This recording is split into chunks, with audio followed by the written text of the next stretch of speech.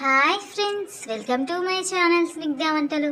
ఈరోజు రెసిపీ వచ్చేసి టేస్టీగా అండ్ చూడడానికి చాలా అందంగా ఉండే రోజ్ ఫ్లవర్ స్వీట్ అండి. మీలో ఎంతమందికి రెసిపీ తెలుసో కింద కామెంట్ చేయండి. మా పిల్లలకైతే చాలా ఇష్టం అండి. చాలా ఈజీగా చేసుకోవచ్చు, ఎక్కువ ప్రాసెస్ కూడా ఏముండదు. పైన క్రిస్పీగా లోపల జ్యూసీగా చాలా టేస్టీగా ఉంటుంది. పిల్లలు డిఫరెంట్గా ఏదైనా కావాలని అడిగితే ఇలా స్వీట్ చేసి పెట్టండి. టేస్ట్ అయితే బాగుంది అండ్ వాళ్ళు చూడగానే నచ్చుతుందండి. మనం ఇలా డిఫరెంట్గా చేస్తే పిల్లలు ఇష్టంగా తింటారు కదా.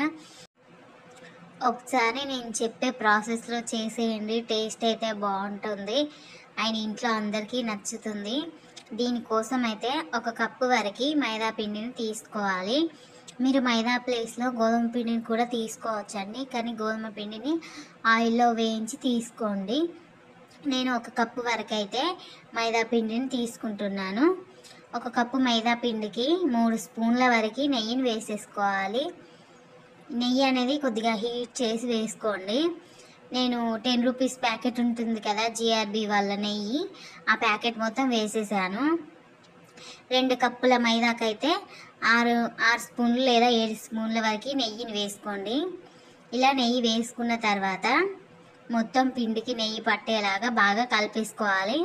మనం బాదుషా రెసిపీ ఎలా చేస్తామో సేమ్ అదే ప్రాసెస్లో పిండి కలిపేసుకోండి. ఇలా బాగా కలిపేస్తూ పిండిని మొత్తం కలిపేసుకోవాలి.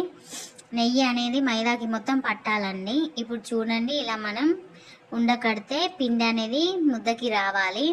ఇలా వస్తే పర్ఫెక్ట్గా ఉన్నట్టు. ఇప్పుడు మనం ఒక చిన్న టీ గ్లాస్ వరకు వాటర్ని తీసుకొని, వాటర్ మొత్తం ఒకేసారి కాకుండా కొంచెం కొంచెంగా వేస్తూ చపాతీ పిండిలాగా కలిపేసుకోవాలి.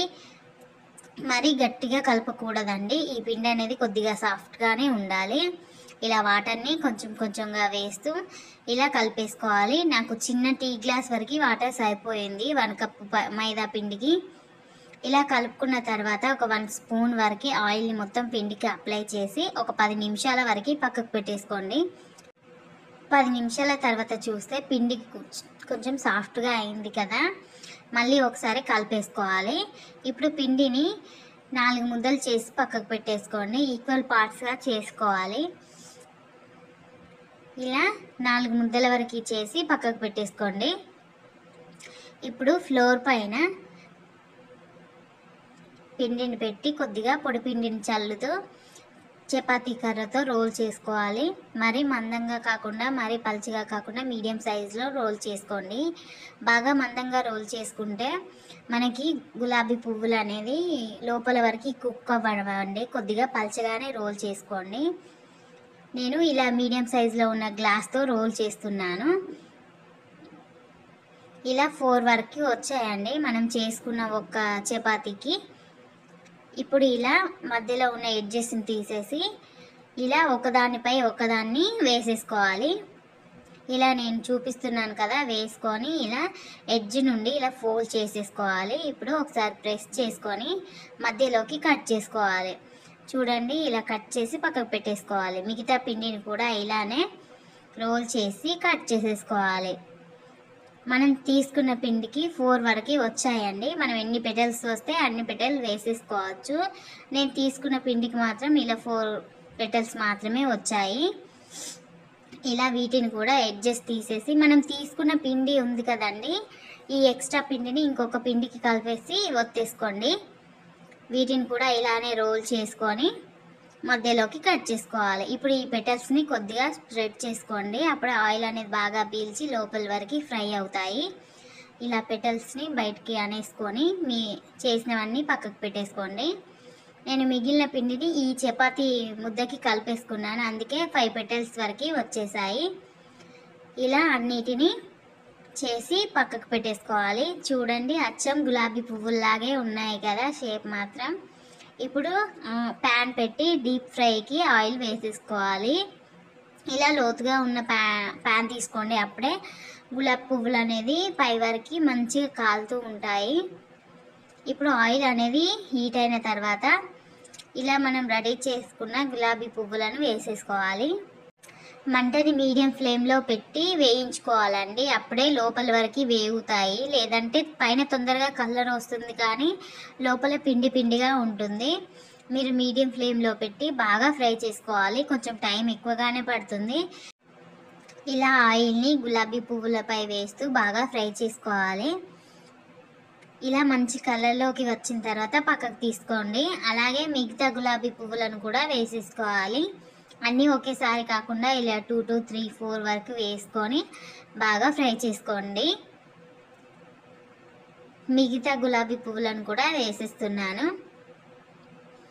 ఇలా వేసుకున్న తర్వాత బాగా ఫ్రై చేసి పక్కకు పెట్టేసుకోండి. ఇది చిన్నది మిగిలిపోయిన పిండితో మా పాప అలా చేసిందండి, లిప్స్టిక్ అని. ఒక 1 కప్పు వరకు మైదాకి 1 కప్పు వరకు షుగర్ సరిపోతుంది. అలాగే 1/3 కప్పు వరకు వాటర్ని వేసుకొని ఇలా షుగర్ని మెల్ట్ చేసుకోవాలి. షుగర్ అనేది మెల్ట్ అయిన తర్వాత కొద్దిగా పాకం అనేది థిక్ ఫామ్లోకి వస్తుంది. పాకం అనేది ముదురు పాకం రానవసరం లేదండి, కొద్దిగా స్టిక్కీ ఫామ్లో ఉంటే సరిపోతుంది. చూడండి, మనం షుగర్ సిరప్ స్టార్ట్ చేశాక ఒక 5 మినిట్స్ వరకు పాకం అనేది ఈజీగానే వచ్చేస్తుంది. కొద్దిగా చిక్కబడితే సరిపోతుంది. ఇందులోనే కొద్దిగా ఎల్లో ఫుడ్ కలర్ని యాడ్ చేస్తున్నాను. మీకు నచ్చితే వేయండి, లేదంటే లేదు. నేను మాత్రం కలర్ బాగుంటుందని వేసాను.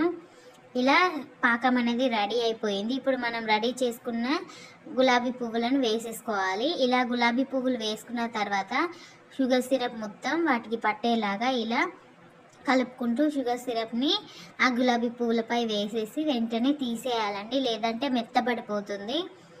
పైన క్రిస్పీగా లోపల జ్యూసీగా ఉండాలంటే మాత్రం ఒక 5 మినిట్స్ వరకు ఉంచేసి తీసేయండి. మనకి షుగర్ సిరప్ అనేది వేడిగా ఉన్నప్పుడు మాత్రమే ఇవి పీల్చుకుంటాయండి. ఒకవేళ షుగర్ సిరప్ మాత్రం చల్లారితే మరికోసేపు వేడి చేసి ఈ గులాబీ పువ్వులను వేసేయండి. ఇలా పువ్వులకి మొత్తం పట్టేలాగా కలిపేసుకొని పక్కకు తీసేసుకోవాలి. ప్రాసెస్ మాత్రం చాలా ఈజీ అండి. మనం చూడగానే ప్రాసెస్ ఎక్కువగా ఉంటుందని భయపడిపోతాము, కానీ చాలా ఈజీ అండ్ టేస్టీ కూడా. మనం అచ్చం స్వీట్ షాప్లో కొన్నట్టుగానే ఉన్నాయి. ఒకసారి అయితే ట్రై చేయండి. మనం పిండి కలిపేటప్పుడే నెయ్యి ఎక్కువగా వేసుకుంటే సరిపోతుంది. టేస్ట్ అయితే చాలా బాగుంది. పైన క్రిస్పీగా లోపల జ్యూసీగా చాలా బాగుంది. అండ్ కొంతమంది అడుగుతున్నారు, లోపల కుక్ అవ్వట్లేదు అక్క, పైనే కుక్ అవుతుంది కానీ లోపల పిండి పిండిగా ఉంటుందండి. మీరు పెటల్స్ చేసేటప్పుడే కొద్దిగా పల్చగా చేసేసుకోండి. అండ్ మళ్ళీ ఆయిల్లో వేసిన తర్వాత ఒక 5 మినిట్స్ వరకు మంచిగా మీడియం ఫ్లేమ్లోనే వేయించుకోవాలి. మనం మంట కానీ ఎక్కువ పెట్టి వేయించుకుంటే లోపల మనకు వేగవు. మీడియం ఫ్లేమ్లో వల్ల మనకు లోపల వరకు వేగుతాయండి, అప్పుడు మనకి పిండిగా ఉండదు. మీరు వేయించే ప్రాసెస్ కరెక్ట్గా ఉంటే ఈ గులాబీ పువ్వులు అనేది పర్ఫెక్ట్గా వస్తాయి. నాకైతే చాలా బాగా వచ్చాయండి, మా ఇంట్లో అందరికీ నచ్చింది. ఇలా కొత్తగా ఏదైనా రెసిపీ చేస్తే కంపల్సరీ నచ్చేయాల్సిందే. మీరు ఒక్కసారి ట్రై చేయండి. అండ్ ఇంకొక టిప్ ఏంటిదంటే పిండిని కూడా గట్టిగా కలిపేసుకోవద్దండి, కొద్దిగా లూజ్గానే ఉండాలి. మరి పిండిని గట్టిగా కలిపేస్తే కూడా మనకి లోపల అంత సాఫ్ట్గా కుక్ అవ్వవు. మీరు నేను చెప్పినట్టుగా పిండిని కలిపేయండి. ఈ ప్రాసెస్లో చేస్తే మాత్రం కంపల్సరీ గులాబీ పువ్వులు సూపర్ టేస్టీగా వస్తాయండి. ఈ వీడియో నచ్చినట్లయితే లైక్ చేయండి, షేర్ చేయండి, అలాగే నా ఛానల్ని సబ్స్క్రైబ్ చేయండి. Thank you for watching Snigdha వంటలు.